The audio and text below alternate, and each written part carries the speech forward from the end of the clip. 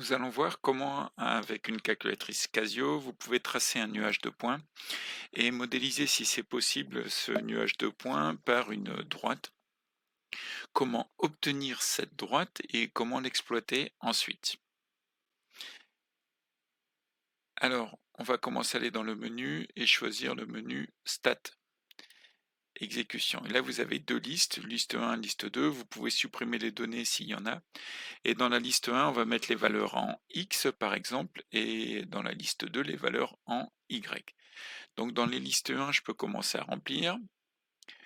Donc 0,10, exécution, et puis ainsi de suite. Vous pouvez du coup compléter en X la liste 1, et puis la valeur en Y de la liste 2. Donc par exemple pour 0,10, je suis à 0,221, 0,221, et ainsi de suite. Donc voilà, le tableau est rempli. Maintenant, on va lui demander d'afficher un peu ce nuage de points. Donc on va aller dans F1 pour tracer, graphe 1, et voilà, il trace les points. Et on remarque du coup que ces points sont pratiquement alignés. On va pouvoir du coup modéliser ce nuage de points par une droite. Alors nous pouvons modifier quelques réglages. Si je fais Exit ici, vous avez ici dans le menu Réglages F6, vous pouvez sélectionner quelle liste vous voulez en X et quelle liste vous voulez avoir en Y. Donc il y a moyen de permuter ces deux listes-là si ce que vous avez mis ne correspond pas à ce que vous voulez. Donc je ressors du menu, je reviens dans Graphes et on a nos points pratiquement alignés. Donc on va pouvoir les modéliser par une droite. Donc je vais faire Calculer F1, F2, je choisis X, et je vais choisir l'équation de la droite, y est égal à x plus b, F1. Et voilà, la calculatrice vous affiche directement l'équation de la droite et vous donne les valeurs du coefficient directeur, a est égal à 2,225, et la valeur de b. Donc on peut déjà directement à partir de cette équation l'exploiter pour déterminer par exemple la valeur de x connaissant y ou la valeur de y connaissant x. Alors je vais vous montrer une autre façon d'exploiter cette caractéristique.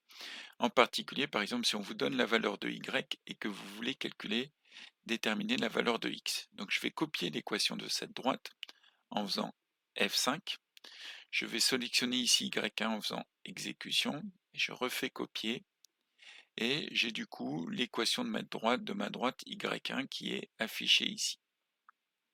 Je ressors de ce menu-là, je peux lui demander de tracer cette droite-là, et on voit bien que la droite passe proche de tous les points de notre nuage. Je sors maintenant de ce menu, je vais dans le menu général et je vais choisir le menu graphe, et je retrouve l'équation de ma droite et je vais rajouter une autre équation. Par exemple, on voudrait connaître la valeur de x pour y est égale à 0,140. Donc je vais lui demander de tracer une droite d'équation y est égale à 0,140 pour pouvoir ensuite trouver les coordonnées du point d'intersection. Donc dans y2, je vais mettre 0,140, exécution. Alors là, vous voyez, le égal est surligné, donc y2 est sélectionné, mais il faut aussi que je sélectionne y1 pour pouvoir le tracer. Donc je fais F6 pour tracer les deux équations. Et le point qui m'intéresse, c'est en fait le point d'intersection entre les droites. Donc je vais faire Shift ici, Gsolve, donc F5, et je vais lui demander de me trouver le point d'intersection. Donc là, je refais encore F5. Et là, directement, la calculatrice vous donne les coordonnées du point d'intersection. Donc par exemple, pour y est égal à 0,14, eh bien, la valeur de x est 0,063.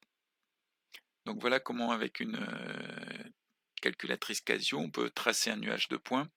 Quand c'est possible, modéliser ce nuage de points par une droite et exploiter ensuite l'équation de cette droite.